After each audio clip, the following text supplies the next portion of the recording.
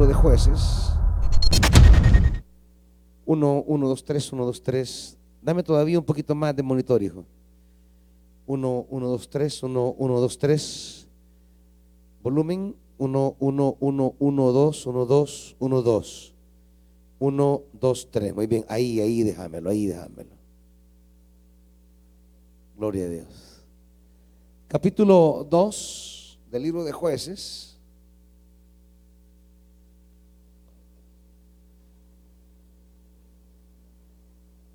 Versículo 1 en adelante. Dice la escritura: el ángel del Señor subió de Gilgal a Boquín y dijo: yo los saqué a ustedes de Egipto y los hice entrar en la tierra que juré darles a sus antepasados, y dije: nunca quebrantaré mi pacto con ustedes. Ustedes por su parte no harán ningún pacto con la gente de esta tierra, sino que derribarán sus altares. Pero me han desobedecido. ¿Por qué han actuado así? Pues quiero que sepan que no expulsaré de la presencia de ustedes a esa gente. Ellos les harán la vida imposible y sus dioses le serán una trampa. Cuando el ángel del Señor les habló así a todos los israelitas, el pueblo lloró a gritos. Por eso llamaron a aquel lugar Boquín, y allí ofrecieron sacrificios al Señor. Padre, desde esta escritura, háblale a tu iglesia ahora. Levanta de estas letras una palabra de enseñanza y de vida para nosotros. Espíritu Santo, vuelve a hablarnos en Cristo Jesús. Amén. Siéntense, hermanitos.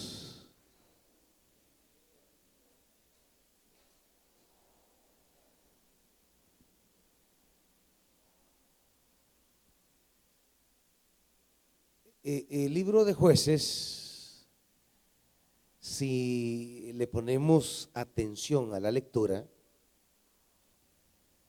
vamos a encontrar una serie de contradicciones, porque estamos acostumbrados a leer la Biblia de una manera corrida y creemos que la cosa es continua y sin interrupciones. Pero si reparamos en detalles, de repente nos preguntamos algunas cosas. Por ejemplo, el capítulo 1 comienza diciendo: después de la muerte de Josué, los israelitas le preguntaron al Señor: ¿quién de nosotros será el primero en subir y pelear contra los cananeos? La pregunta sugiere como que Israel no ha peleado con los cananeos. La pregunta da a entender como que toda la historia narrada por el libro de Josué pues no parece ser conocida por el autor de Jueces. Y Jueces es como que Jueces vuelve a narrar la conquista desde su perspectiva. Es como que el autor del libro de Jueces narra el conflicto con las naciones cananeas desde otro ángulo, desde otra perspectiva, y no desde la que el libro de Josué lo plantea. Al decir: ¿quién de nosotros será el primero? ¿Y cómo va a ser el primero? ¿Y no han subido todas las tribus a pelear a lo largo del libro de Jueces? Pues? Y no, el libro de Jueces es justamente la narración de la guerra de Israel contra los cananeos, por la perspectiva de la conquista de la tierra. ¿Y cómo es que ahora, al morir Josué, Israel le pregunta a Dios: ¿quién de nosotros subirá primero a pelear? Y el capítulo 1 es como una versión bien apretada de la conquista. La toma de Canaán, el capítulo 1 es una narración apretada de todo el relato de la conquista, para luego abrir paso a la historia de los jueces. Son las cosas que poco a poco vamos a ir entendiendo en la escuela de predicadores, porque a veces creemos que los libros de la Biblia fueron escritos en el orden en que se encuentran y fueron escritos en el periodo en que narran los acontecimientos. Pero no es así. Por ejemplo, en el capítulo 1, versículo 9, dice: los de la tribu de Judá también atacaron a Jerusalén, la capturaron, matando a todos a filo de espada, y luego incendiaron la ciudad. Se nos habla aquí de Jerusalén. Para la época de los jueces, Jerusalén no se llamaba así. Tampoco existía como una ciudad de Israel. Jerusalén será el nombre que tardíamente va a recibir la ciudad de Jebús luego de la conquista de David. David la va a conquistar y la va a tomar como su centro de operaciones. Eso habla que el libro de los jueces fue escrito posterior al tiempo de la monarquía. Eso es para que entendamos que los libros de la Biblia no son un reportaje en vivo y en directo de las cosas que están ocurriendo. Los libros históricos de la Biblia son libros que se escriben muchísimos años después de lo que narran los eventos. En este caso, pues fue escrito indudablemente mucho después de David y Salomón. Son historias que vienen repitiéndose colectivamente en la memoria de Israel hasta que se pusieron por escrito y de repente se mezclan, introducen datos que no eran propios a la hora de los eventos, pero que pertenecen a la mentalidad del que está escribiendo. El que está escribiendo habla de Jerusalén con una normalidad, pero que por supuesto sabemos que en la época de los jueces, Jerusalén no era todavía la ciudad prominente. Es como cuando hablamos del juez Tola, por ejemplo. Cuando hablamos en el capítulo, acompáñenme rápido, en el capítulo 10, que se habla de Isacar, versículo 1, y había uno que se llamaba Tolá, hijo de Fuba y nieto de Dodo, y de repente tenemos que esta narración de Isacar la tenemos en Génesis 46. O sea, Génesis 46 habla de Tola, de Fuba, de Dodó, y entonces uno dice: ¿y cómo es que en Génesis se está hablando de un personaje que llegará a ser juez de Israel? ¿Y cómo es que Moisés pudo haber escrito Génesis según la idea tradicional de la gente? ¿Cómo es que Moisés escribió Génesis y habla de un juez que ni siquiera él tenía idea que iba a ocurrir y ni siquiera que era juez? Es decir, ¿cómo Moisés escribe la descendencia de alguien que apenas va a narrarse hasta el libro de los jueces? Esas son, diríamos, las perspectivas que de repente introducen en los libros como Génesis, el escritor que escribió Génesis mucho después de los reyes. Es como para ir entendiendo la Biblia y separándola de los mitos que la hemos rodeado y entender que la Biblia es la reflexión que alguien hizo siglos posteriores para convocar a Israel en el presente a la conversión. Es decir, el libro de los jueces no se escribe en la época de los jueces, se escribe muchísimo tiempo después, cuando Israel está de nuevo en el retorno del exilio. Jueces se escribe por lo menos allá por el año 500, 400 antes de Cristo. Y se escribe porque Israel está de nuevo en la tierra. Israel tiene que aprender la lección que no aprendieron sus antepasados. Israel tiene que aprender que la tierra se perdió porque Israel cometió errores. Y ahora tienen que enmendar, tienen que aprender. Pero ¿cómo van a aprender si no tienen la conciencia de la historia? Y se escriben estos libros. Estos libros se escriben para que Israel recoja su historia y aprenda en el presente a no repetir la vieja historia del antiguo Israel, y que entienda que si Israel perdió la tierra porque entró en conexiones con los países vecinos y perdió la tierra por eso, hoy que están de nuevo en el retorno, tienen que cuidarse de lo que Israel no se cuidó. Y por eso es que a la hora del retorno, Israel es bien radical respecto a unirse a naciones extranjeras.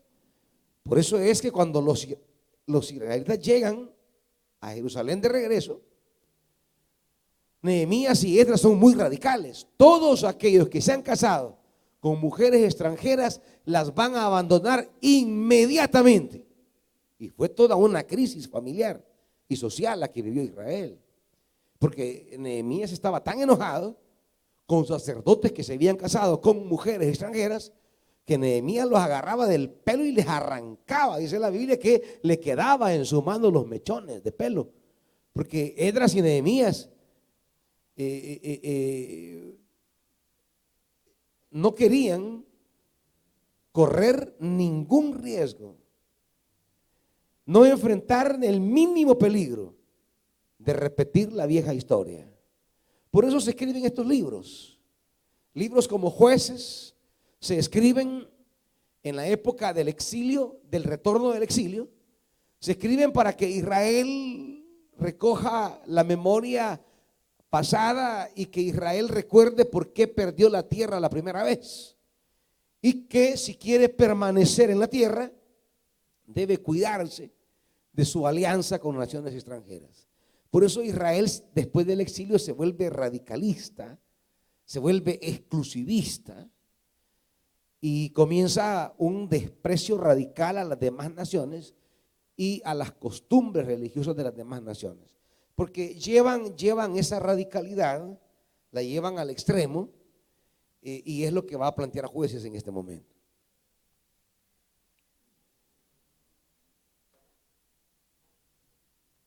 Por eso el capítulo 2 tiene como meollo la exigencia divina en el versículo 2, Jueces 2:2. ¿Qué es lo que en perspectiva de Jueces Dios le pidió a Israel?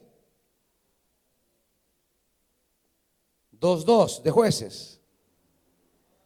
¿Qué le pide Dios a Israel?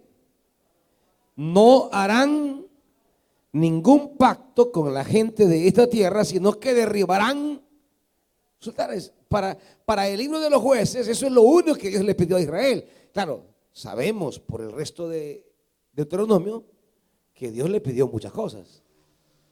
Pero para el libro de los Jueces, en esencia, había una alianza, y la alianza era, versículo 1, en una alianza, cada miembro de la alianza pone una parte. ¿Cuál es la parte divina? Versículo 1. ¿Qué es lo que Dios pone? Versículo 1. ¿qué es lo que Dios se comprometió?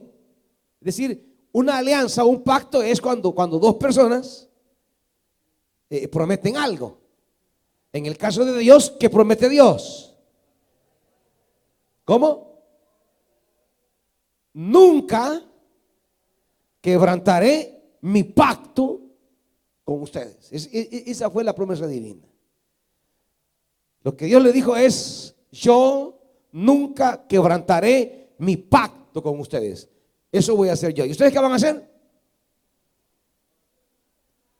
No hacer pacto con la gente de esta tierra. Ese es para Jueces el meollo de toda la espiritualidad israelita. La experiencia de la fidelidad de Dios. Dios se compromete a jamás quebrantar su pacto con Israel, pero Dios le exige a Israel que jamás haga alianza o haga pacto con las naciones. Y ese es el meollo de toda la conquista. Todo lo que va a narrar Josué y lo que va a narrar Jueces es justamente que Israel no cumplió su parte. Es el reclamo divino. Y en esa perspectiva leamos entonces los cinco versículos. Digamos, es la perspectiva con la que entramos a estos 5 versículos.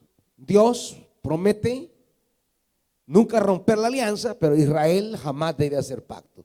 Esto viene desde el libro de Éxodo. Acompáñenme. En Éxodo 23 se trazan las líneas. Digamos que Éxodo 23 es como el pasaje de donde emergerá Jueces capítulo 2 del 1 al 5. Éxodo 23, versículo 20. Éxodo 23, 20. ¿Está conmigo ahí? Date cuenta, Israel, que yo envío ¿qué? ¿A quién? ¿Y quién va a aparecer en Jueces 2? El ángel. Aquí vamos a encontrar los paralelos. Éxodo 23 es la matriz de Jueces capítulo 2. Yo envío mi ángel delante de ti para que te proteja en el camino y te lleve al lugar que te he preparado. Aquí está el ángel, que es la figura que usará el Pentateuco y Josué y Jueces para hablar de la presencia divina. Acuérdense que son figuras que emplea el mundo divino para hablar de la presencia de Dios. No debemos pensar cuando dice el ángel en los términos que pensamos ahora nosotros del mundo de los ángeles. Al decir el ángel, mi ángel, pues está hablando de la manera en que Dios dice: yo lo voy a acompañar. Al decir mi ángel, está hablando de la presencia de la compañía divina. Y dice: préstale atención y obedécelo. Es una manera de hablar de la presencia de Dios. Dios habla de sí mismo en la figura de ese ángel.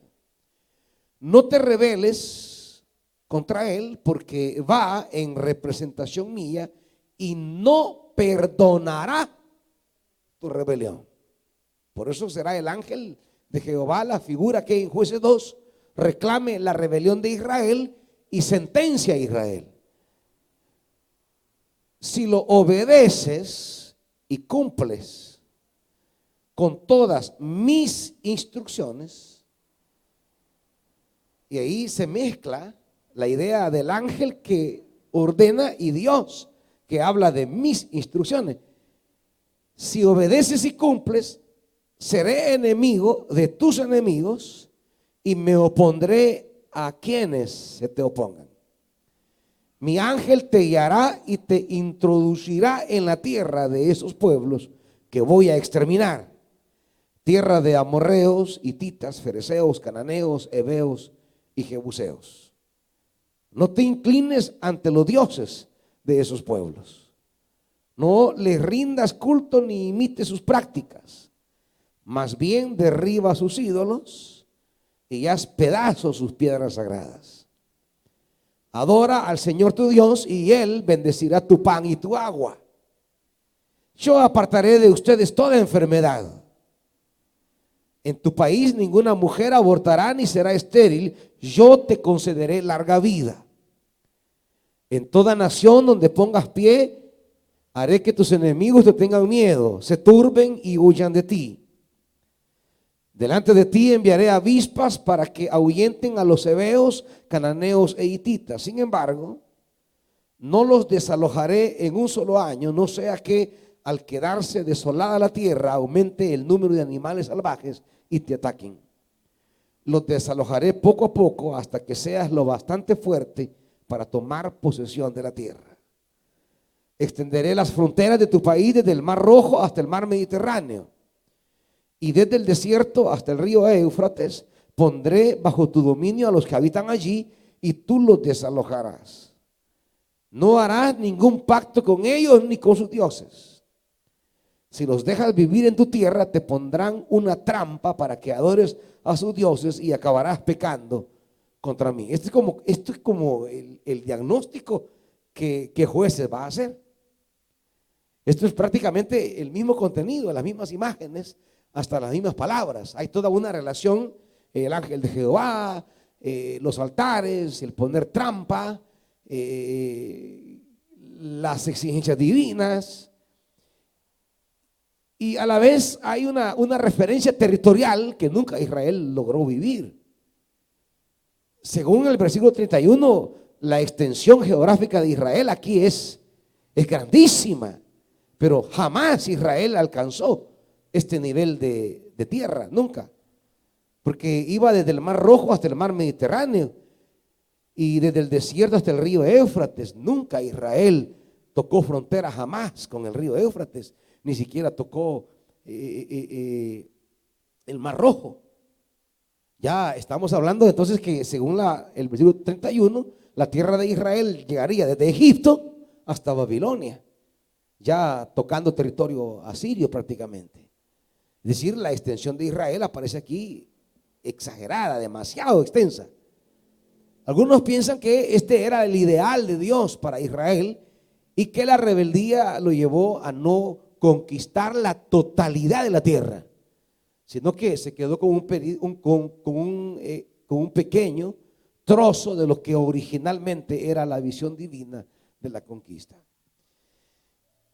Es como que el Éxodo les va a decir: ustedes no conquistaron lo que Dios había previsto que conquistaran porque ustedes no se portaron a la altura de las exigencias divinas.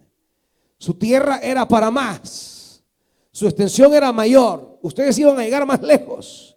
Lo que yo pensé sería su tierra, bueno, si tomamos la literalidad del versículo 31, lo que Israel llegó a conquistar era una tercera parte de lo que hubiese alcanzado a conquistar.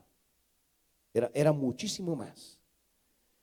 Es como que el libro de Jueces y Josué le diga a Israel: miren, este eran los horizontes geográficos para ustedes, pero porque rompieron la alianza, se emparentaron con las naciones, adoraron a otros dioses, dejaron sus dioses entre ustedes. Por tal motivo, la extensión prevista se ha acortado. Es como el mensaje que Israel debiera entender.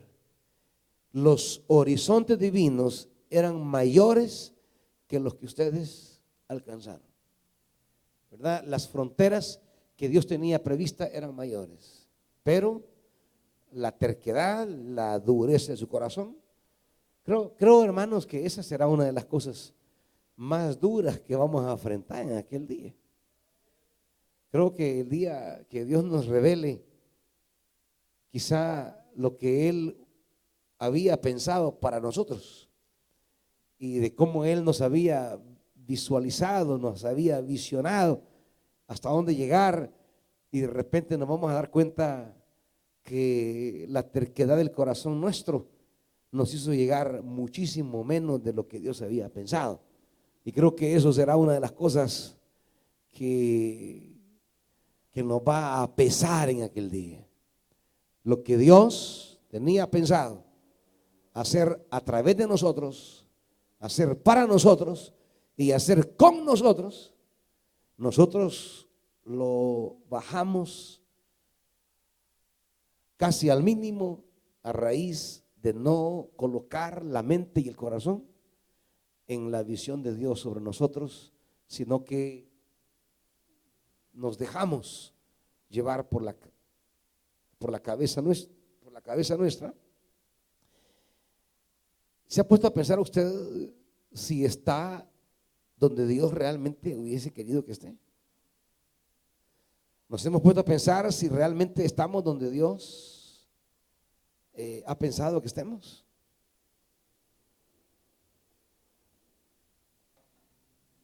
Si a veces los padres humanos lanzan unas visiones para nosotros bien altas, y a veces la tragedia es que ni siquiera somos capaces de llenar las expectativas de los padres humanos. Ahora imagínense las expectativas de Dios sobre nosotros. Imagínense lo que Dios pensó o lo que Dios sigue pensando. Porque la promesa divina sigue firme. Yo no voy a quebrantar lo que yo he dicho.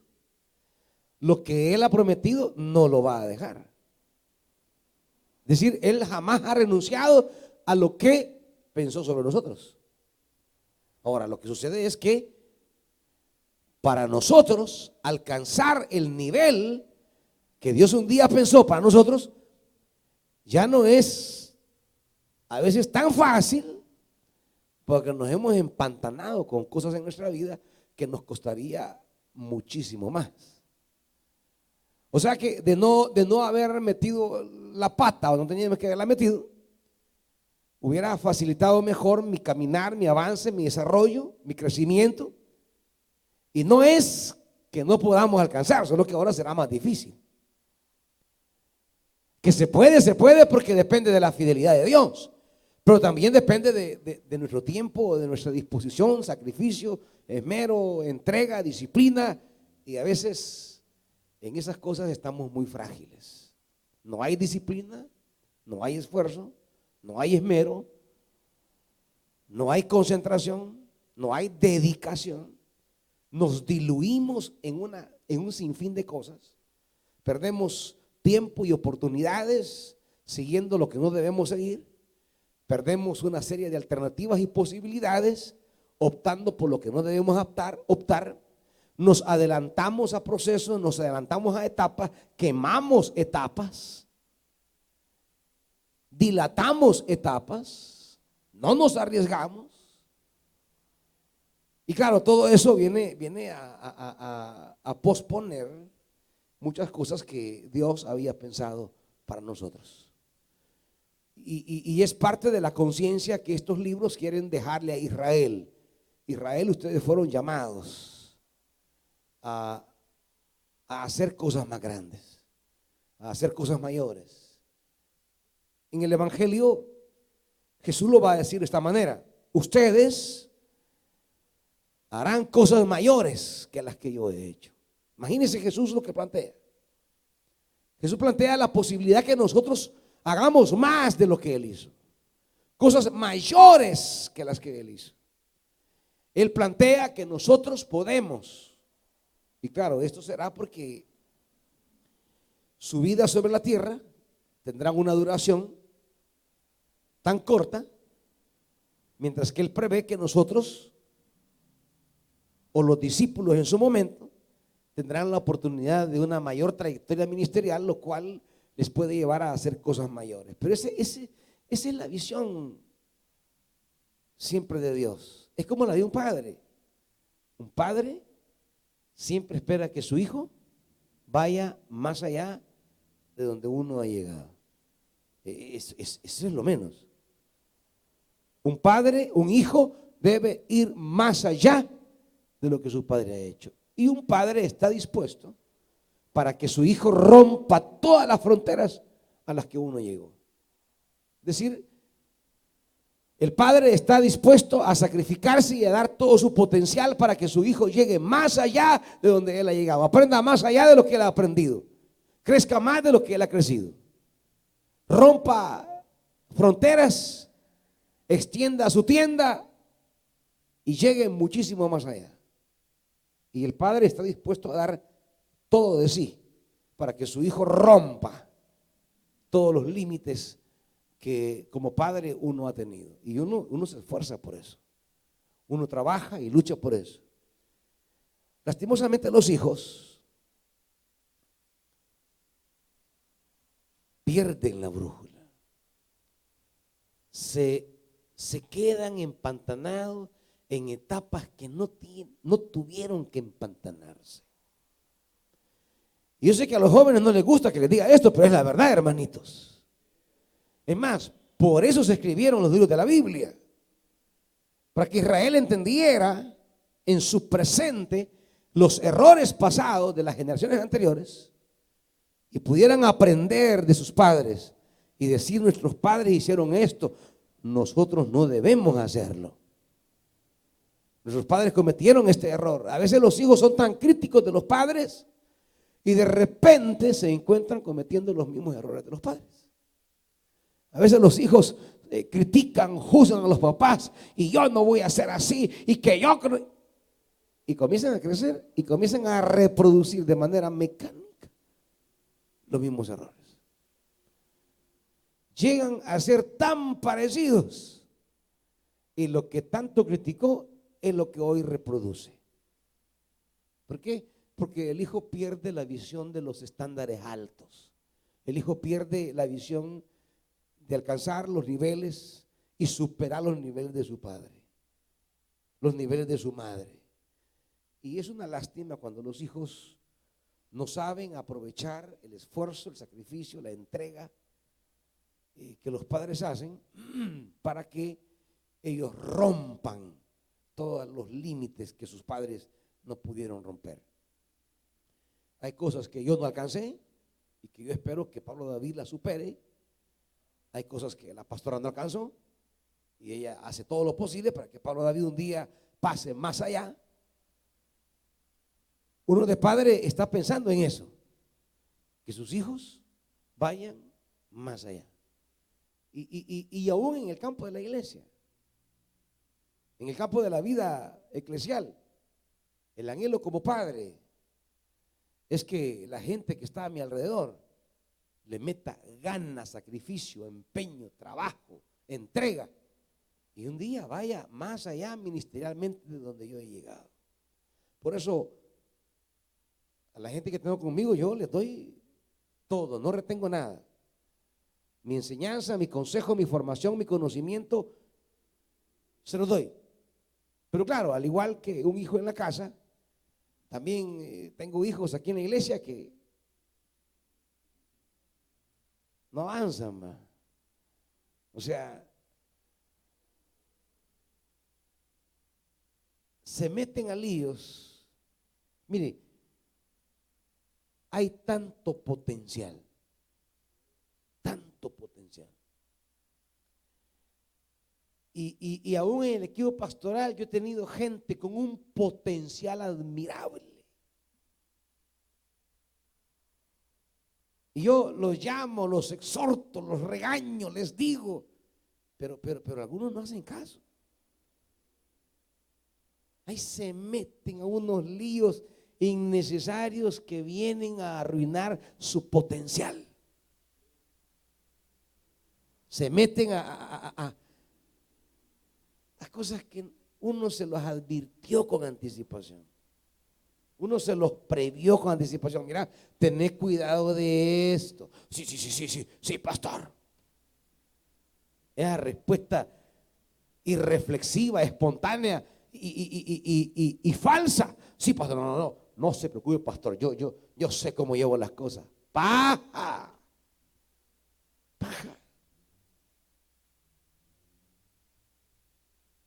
Mira, vos tenés potencial para esto, pero mire, la indisciplina se ha quebrado a buenos líderes en esta iglesia. La desobediencia, la indisciplina, la desobediencia.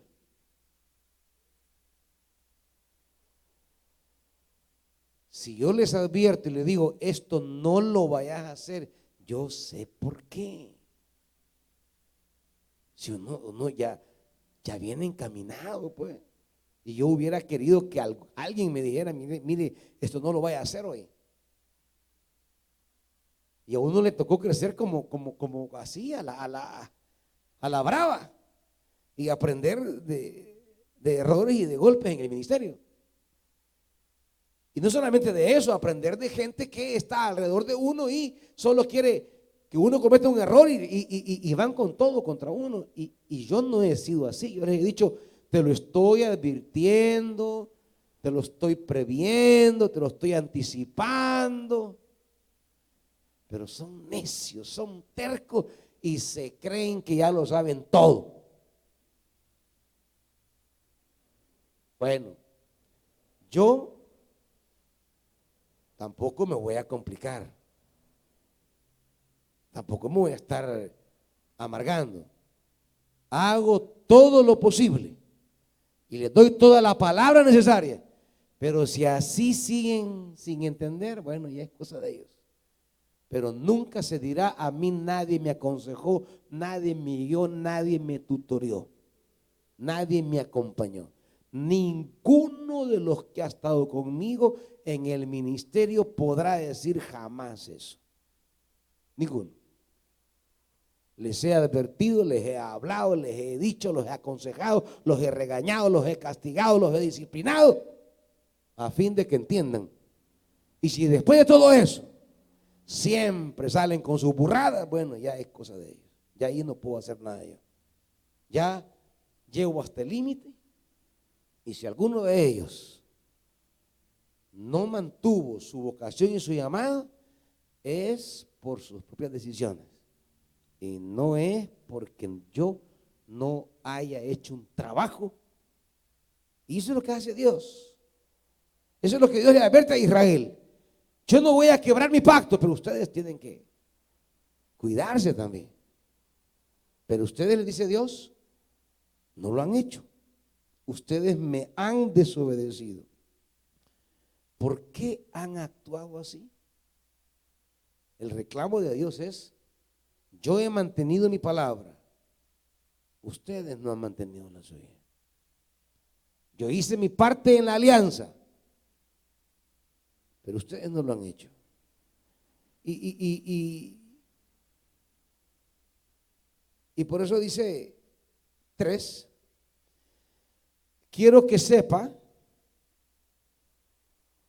que no expulsaré de la presencia de ustedes a esa gente. Ahí está el límite, ahí está la frontera. No van a expulsar a ciertas naciones. Ahí viene el tema de la limitación geográfica. Hay fronteras que ustedes no podrán cruzar, que yo no las voy a expulsar. Ahí viene la sanción divina a raíz de haber incumplido. Ahora ustedes han puesto un límite a su desarrollo, han puesto un límite a su crecimiento, han puesto un límite a lo que yo había pensado para ustedes. Hermanitos, jóvenes, miren, jóvenes, señoritas, Dios tiene para ustedes fronteras, tierras. Dejen de complicarse la vida, hombre. Dejen de estársela llevando de vivo, señoritas, joven. Es que ustedes creen que se la saben todas. Y ustedes creen que su papá o su mamá tiene ganas de fregar. Tiene ganas de hacerles la vida imposible. Que les pone límites porque ella porque no vivió, él porque no entiende. Mire, si les pone límites es para que usted no lleve una vida con límites. Porque si usted se descontrola, lo que está estableciendo son límites a los cuales no va a poder llegar. Porque al descontrolarse, usted traerá sobre sí situaciones que le harán la vida enredada y complicada, y usted no podrá avanzar y llegar a lo que Dios pensó para usted. Entonces le ponen límites para que se mantenga dentro de una cierta jurisdicción de cara a potenciarse, a desarrollarse, a capacitarse, a crecer. Y una vez que ha desarrollado ese potencial, usted podrá cruzar mucho más allá de donde usted ha pensado, donde sus padres pensaron. Usted va a llegar a donde Dios pensó. Pero queremos vivir una vida suelta, una vida sin controles, una vida sin disciplina, una vida sin límites, una vida sin fronteras. Queremos vivir una vida suelta. ¿Y qué vienen? Las consecuencias. ¿Y qué vienen? Nuestros errores. Y los errores pues traen resultados. Y esos resultados a veces no nos dejan avanzar. Nos hacen más lenta la marcha. Nos hacen más complicado, más difícil. Y vamos desarrollando una mentalidad conformista. Muchas mentalidades de avance van cediendo, desapareciendo, y se va posicionando una mentalidad de decir, bueno, aunque sea esto. Ya no es aquella mentalidad de voy a para allá, no, aunque sea esto. Por lo menos hasta aquí voy a llegar.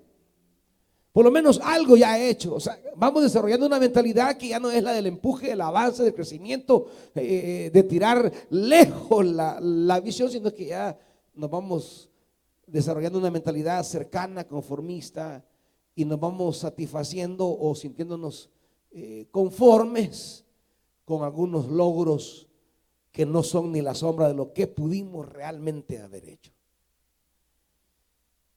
Yo sé que en la juventud hay ímpetu, ese ímpetu que quieren hacer y deshacer, pero si quieren ver buenos días, buenos tiempos, buenos años, buenas jornadas en su vida, tienen que aprender, jóvenes, a saber que no pueden hacer todo lo que quieren, no pueden hacer todo lo que desean, no pueden ir a todo lo que ustedes anhelan. Llegará un día donde podrán hacer todo lo que quieran, pero deben estar listos antes, deben equiparse, deben prepararse. Cuando Eliseo le dice a Giesi, porque Giesi se emociona con Naamán y con toda la riqueza que Naamán lleva, y se la ofrece al profeta, y Naamán dice, yo la quiero. Giesi dice, yo quiero la riqueza. Eso, ¿por qué no tener esa plata, esos vestidos? Y comete uno de sus graves errores. Y cuando regresa, le dice Eliseo, ¿acaso es tiempo de tomar plata, vestidos, ovejas? ¿Acaso es tiempo? No es que no van a llegar esas cosas a la vida, solo que no es el tiempo de Giesi para eso. El tiempo de Giesi no es agarrar todo eso. No, ¿acaso es el momento? Le dice. ¿Acaso es el tiempo? No es que esas realidades no van a llegar a la vida, pero Giesi se desespera por alcanzarla ya. Giesi la quiere tener ya. Giesi quiere amarrar ya.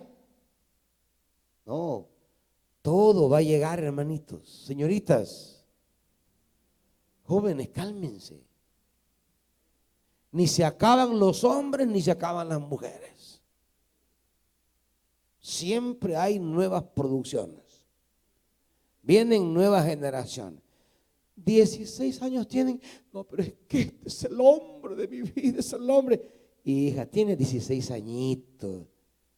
Si no sabes realmente nada.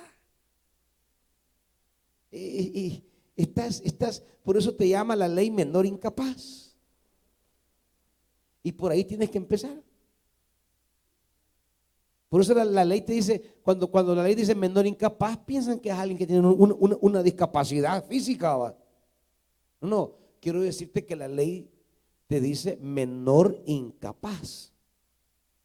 O sea que estás incapacitado en la mente, pues.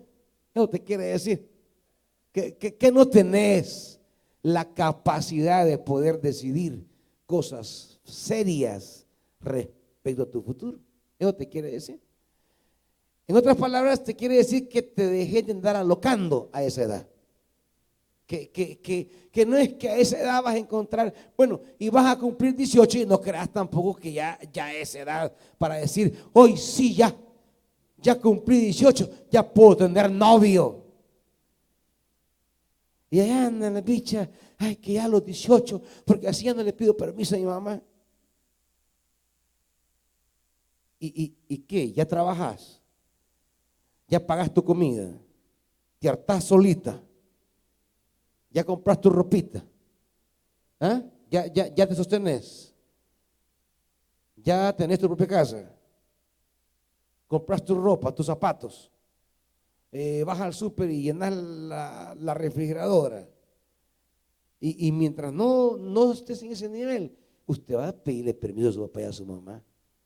18 años nos salen sobrando aquí. No se la esté picando.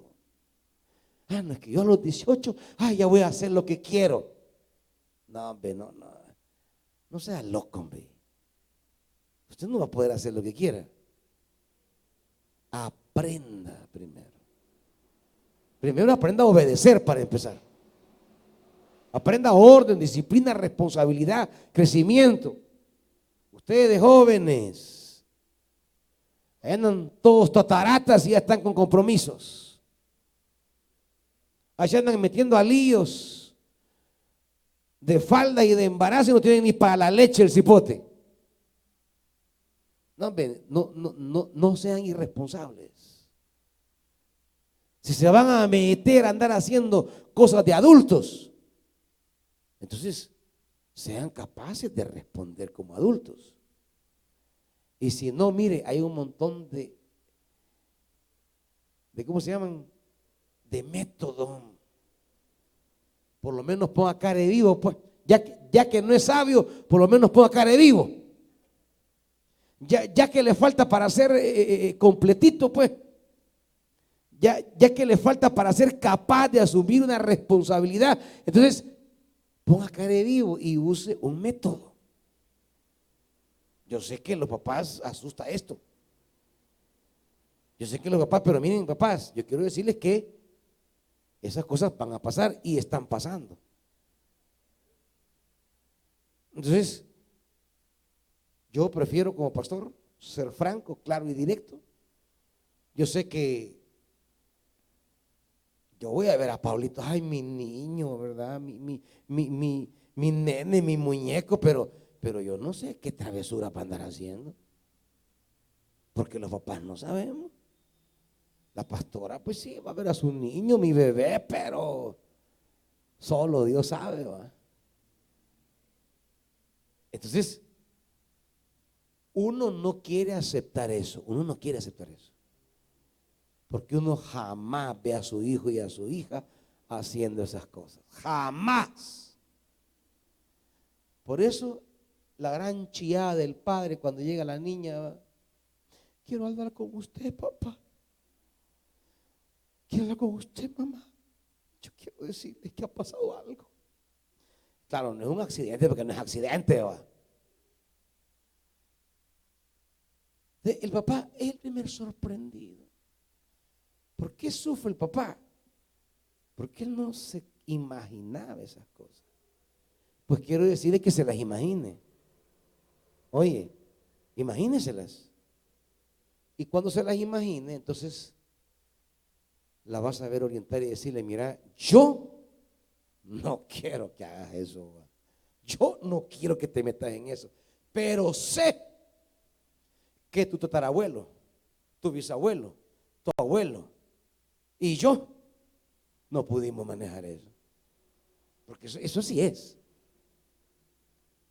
si son honestos, si son sinceros, eso es generacional.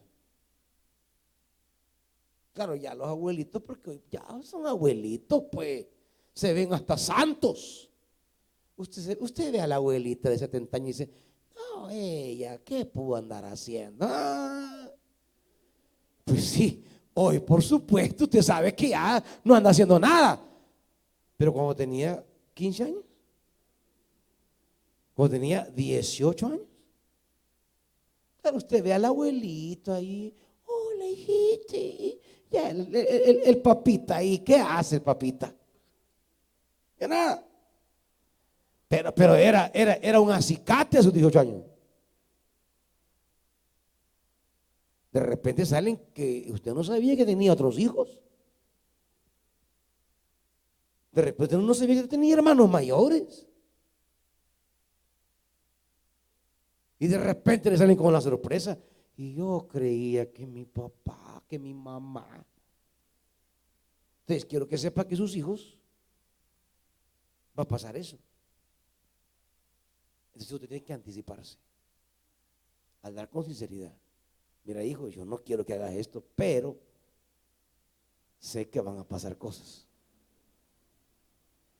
Y claro, como uno pasa diciéndole a los hijos, no esto, no esto, no esto, jamás el hijo va a llegar y decir, mamá, yo me besé con fulano, porque sabe que usted va a agarrar crisis. Mamá, fulano me tocó los pechos, jamás se lo va a decir, porque sabe que usted va a agarrar crisis y va a agarrar llave y la va, porque no nos hemos anticipado a eso. No hemos dado el paso para evitar que la siguiente generación no cometa los errores nuestros. Y esa es la intención de Jueces. Prepararlos no como me prepararon a mí.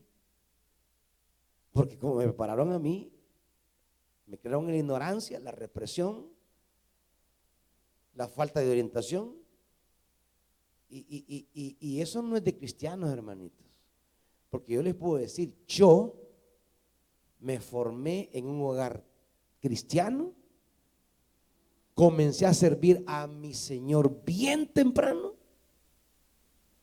me reprimieron tan solo tener una novia,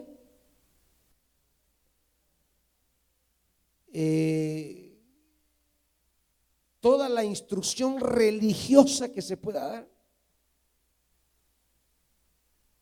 Y usted ama y sirve a Dios. Y pasa eso. No es cosa de espiritualidad. No es cosa que su hijo sea una hipócrita con Dios. No es cosa que su hija sea falsa. No. Esto se llama naturaleza, hermanitos. Si con que hay viejos aquí que no logran manejar eso, ya viejos que no logran controlar, ni dominar, ni disciplinar todavía esa área, ahora un muchacho de 15, 17 años anda con la cosa ahí, sobresaliendo. O sea, andan en el fuego, pues. Con que hay viejos aquí que no logran controlar y que ya están mayores. Ahora, ¿qué de un bicho, una cipota que anda pero encendida, va? Que son carbones que no los apagan ningún agua. Entonces, ¿cómo nos anticipamos para que nuestra generación? Yo siempre he dicho, yo quisiera ser la primera iglesia que llega a tener una generación de jóvenes forjados y educados sexualmente de tal manera que no surja un embarazo en una generación. Y ojalá con el pastor Brian lleguemos a esto, porque hay una nueva generación ahorita, hay una nueva generación, y ojalá el evangelio tenga ese impacto de tal manera que podamos preparar a nuestros jóvenes y caballeros para no repetir la vieja historia. Que tengamos una generación que camine victoriosa, con la cabeza en alto, hacia su futuro glorioso, sin empantanarse con realidades que hacen lento su camino. No estoy diciendo que el fruto es malo o negativo, no digo eso. Solo digo, te hace lenta la marcha, porque no es lo mismo cuando tú vas por la vida solo, avanzando y luchando, cuando tienes compromisos que hacen lenta tu marcha. Porque con un hijo y una hija, pues lo que se viene inmediatamente a la mente es trabajar. Y se pospone, se diluye o desaparece, en el peor de los casos, la idea de prepararte, de estudiar, de crecer, de profesionalizarte en la vida como mujer. Y yo sí quiero que trabajemos mucho, pastora, con las señoritas, que le metamos con hermanas mayores aquí el diente para que esta nueva generación que tenemos de señoritas camine victoriosamente hacia los ideales de Dios, los ideales que Dios ha preparado para ellas. Y yo quiero una iglesia, es que yo quiero una iglesia, y digo la primera iglesia, porque hermanitos, las iglesias evangélicas, miren ahí, muy proféticas, muy tapaditas, muy apostólicas, y salen panzonas las niñas. O sea, no estén creyendo que esto es cosa de que son muy liberales ahí. No, en iglesias reprimidas, allá andan con la cabeza tapada haciendo cosas también. ¿Por qué? Porque es cosa de vida. ¿Cómo educar una generación que no cometa los errores nuestros? ¿Me están entendiendo, hermanitos? Por eso se escribió este libro de Jueces, porque Israel debió haber llegado más allá, pero no lo hizo. ¿Por qué? Porque sus padres no estuvieron a la altura de su compromiso, y al no estar a la altura de los compromisos, lo que se pierde son las fronteras. No estoy a la altura de donde debo llegar, entonces no voy a poder llegar hasta donde Dios me tiene trazado llegar. Ese es el tema con esto. Mientras que cuando usted, hermano, joven, señorita, usted desarrolla su crecimiento, usted estará en capacidad de ir mucho más allá. Usted con su profesión, con su buen trabajo de su profesión, mire, hasta se puede ya mayor dar ese lujo de tener un hijo por sí misma y diga, yo no me quiero casar. Pues sí, como es la mentalidad de Zomba. Pero usted lo va a tener y lo va a poder mantener. Porque no es solo tener, sino mantener. Y no va a tener que andarle aguantando a ningún hombre un maltrato por mantener un hijo. Porque usted ya va a estar preparada. ¿Me están oyendo eso? Entonces, este es el camino. Esto es lo que debemos hacer. Yo sueño con esa iglesia donde no existan esos estados humanos, donde no pudimos llegar a donde estábamos, sino que todos podamos decir, estoy contento de haber llegado donde Dios me dijo que llegara, alcanzar lo que Dios había planeado para mí.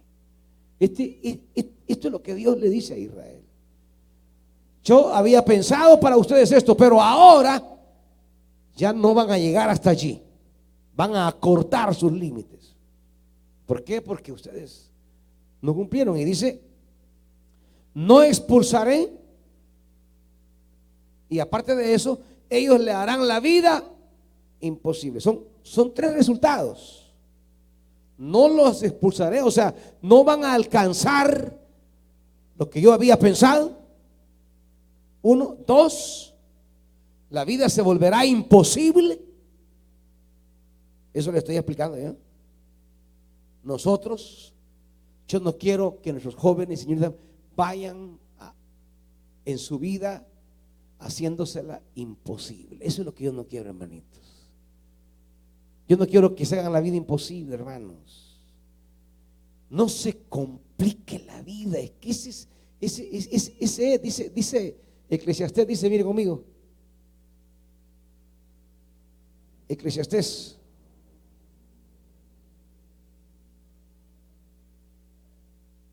7:29.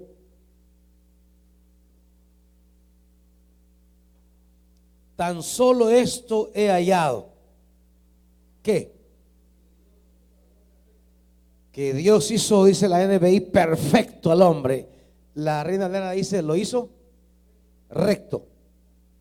Y dice la NBI, pero se ha buscado. ¿Qué dice? 7:29 de Eclesiastés. Se ha buscado demasiadas complicaciones. Si es lo que vengo diciendo. Ay, Señor, y este hombre que me dice, no, disculpa, yo no te lo he dado. Esa complicación vos te lo buscaste. Yo no te lo he dado. Señor, esta mujer que me diste, no, yo no te la he dado. Vos te complicaste con ella. Dios, las cosas nítidas, nosotros nos complicamos. Bueno, si así comienza Génesis. Y vio Dios todo lo que había hecho y bueno en gran manera. Y ahí estaban felices. Dios descendía en las tardes a caminar con Adán y Eva. Sentémonos aquí, comamos una granadilla, echémonos un guineíto, comamos una manzanita, un melocotón, y ahí comían. Platicaban, estaban felices. Y trabajen aquí, extiendan esto, desarrollen su humanidad. Hay mucho todavía que desarrollar. Y estaban bien. Estaban bien. ¿Y qué pasó? ¿Quién se la complicó? Ellos. Miren, hay muchos de ustedes que están bien. Dejen de complicarse la vida. Si están bien, no se complique, hombre. Como decían los padres, no le busque ¿qué? 3 pies al gato, ¿no? 3 pies al gato. Si usted dice, yo estoy tranquilo, ni descuídese, no se complique. He aquí esto he encontrado. Dios hace las cosas bien. Nosotros nos complicamos la vida. Eso es lo que Dios le dice a Israel. Ellos le harán la vida imposible. ¿Qué quiere decir? La vida menos vivible. Es una reducción de la vida abundante. El evangelio es la posibilidad de llevar nuestra vida a una plenitud como Dios la diseñó. Cosas que ojo no vio, ni oído oyó, ni nos la hemos imaginado, son las que Dios nos ha preparado. Pero nosotros tomamos decisiones que reducimos esa vida abundante a una vida complicada. ¿Me están oyendo? No es el diablo, no son los demonios. Es usted es el diablo. Usted es la diabla, se complica la vida.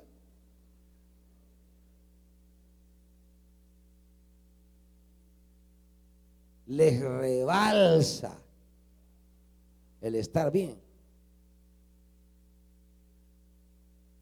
Y si alguno está en un estado de vida que dice yo no estoy satisfecho, bueno, hay esperanza, ¿sabe? Hay esperanza. ¿Sabe por qué hay esperanza? Porque Él no quebranta su palabra. Entonces siempre podemos aspirar a esa vida abundante. ¿Le va a costar más esfuerzo? Porque va a implicar buscar a Dios, servir a Dios, volverse a Dios.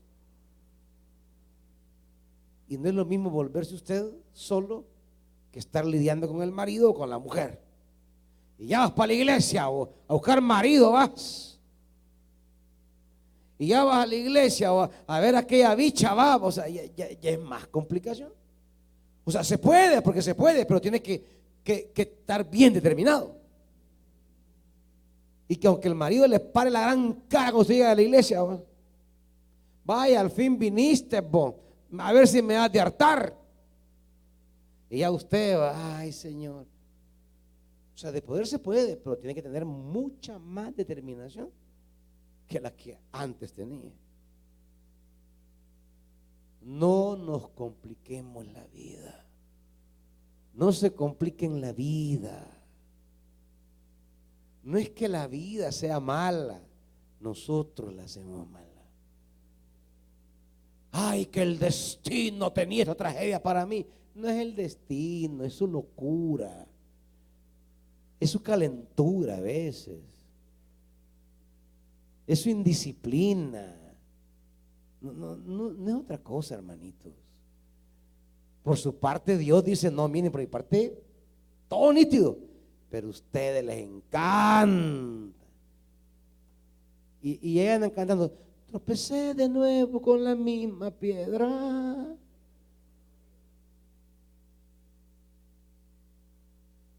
Esa es la historia.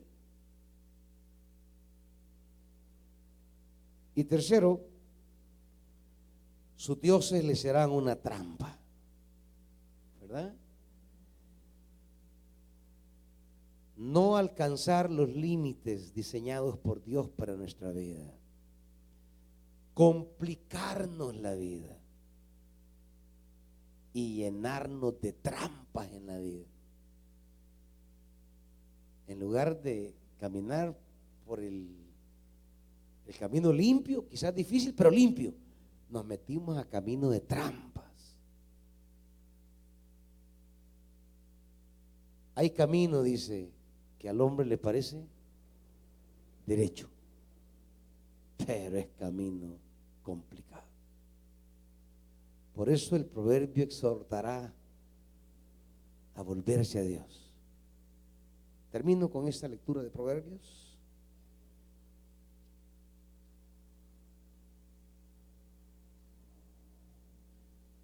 Proverbios y Eclesiastés son libros que hay que leer, hermanitos.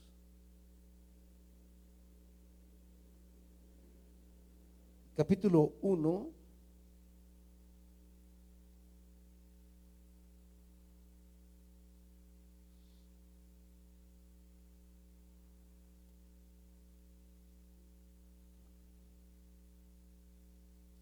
Versículo 20 en adelante. Y con esta lectura cierro. Clama la sabiduría en las calles, en los lugares públicos levanta su voz. Clama en las esquinas de las calles transitadas, a la entrada de la ciudad razona. ¿Qué quieren decir estos versículos? La sabiduría está próxima a quien la quiera. 22. ¿Hasta cuándo muchachos inexpertos seguirán aferrados a su inexperiencia? ¿Hasta cuándo ustedes, los insolentes, se complacerán en su insolencia? ¿Hasta cuándo ustedes, los necios, aborrecerán el conocimiento? ¿Hasta cuándo? Jóvenes, si les decimos algo, es porque ya pasamos caminos complicados. Ya estamos viejos y ustedes están empezando la vida. No se la estén llevando de macizos, sean humildes. No se la estén llevando de sábelo todo. No se la estén picando que se la saben todas. 24, 23. Respondan a mis reprensiones y yo les abriré mi corazón y les daré a conocer mis pensamientos. Como ustedes no me atendieron cuando los llamé, ni me hicieron caso cuando les tendí la mano, sino que rechazaron todos mis consejos y no acataron mis reprensiones, ahora yo me burlaré de ustedes cuando caigan en desgracia. Yo seré el que se ría de ustedes cuando les sobrevenga el miedo. Cuando el miedo les sobrevenga como tormenta y la desgracia los arrastre como un torbellino. Entonces me llamarán, pero no les responderé. Me buscarán, pero no me encontrarán. Por cuanto aborrecieron el conocimiento y no quisieron temer al Señor, por cuanto no siguieron mis consejos, sino que rechazaron mis reprensiones, cosecharán el fruto de su conducta, se hartarán con sus propias intrigas. Su descarrío e inexperiencia los destruirán. Su complacencia y necesidad los aniquilará. Pero el que me obedezca, ¿qué? ¿Cómo vivirá? Tranquilo, sosegado y sin temor. Ahí está. ¿Qué cuesta, pues? Pónganse de pie, hermanitos. Por eso hemos recibido el Espíritu Santo, para que Él nos auxilie en esto. Jóvenes, señoritas, no sean arrogantes, no sean orgullosas creyendo que se la saben todo. Pídanle al Espíritu Santo la dirección. Hermanos adultos, hermanas adultas, todos necesitamos sabiduría del Señor. Padre, Israel se complicó la vida porque no siguió el camino que tú le trazaste. Quiso seguir su propio camino. Y aquí estamos también nosotros como el antiguo Israel, enredados a veces, complicándonos muchas veces, creyendo que la sabemos todas, que somos autosuficientes, que no estamos para ser corregidos.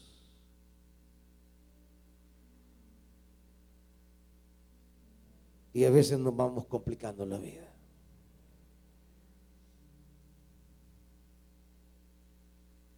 Si alguien un día se apartó del Señor, se complicó la vida, hoy puede reconciliarse con Dios. Con Dios siempre es posible conquistar la tierra que Él nos ha preparado.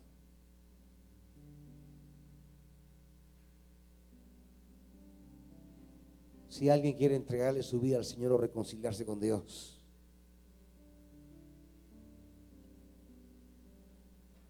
si alguien cree que ya nada se puede hacer, yo te digo sí se puede hacer,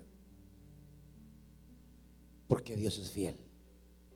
Pablo dice, aunque nosotros fuéramos infieles, Él permanece fiel. Y es su fidelidad donde puedes agarrarte esta mañana para empujarte hacia el camino que Dios tiene para ti. Es su fidelidad el terreno sólido en el cual puedes pararte. Hermano, hermana, joven, señorita, que el Dios del cielo te guíe y te sostenga. Padre, ayúdenos a no complicarnos la vida. En el nombre de Jesús. Amén. Dios les bendiga, salúdense. La vida y las cosas que pasan, que yo no entiendo, porque yo quiero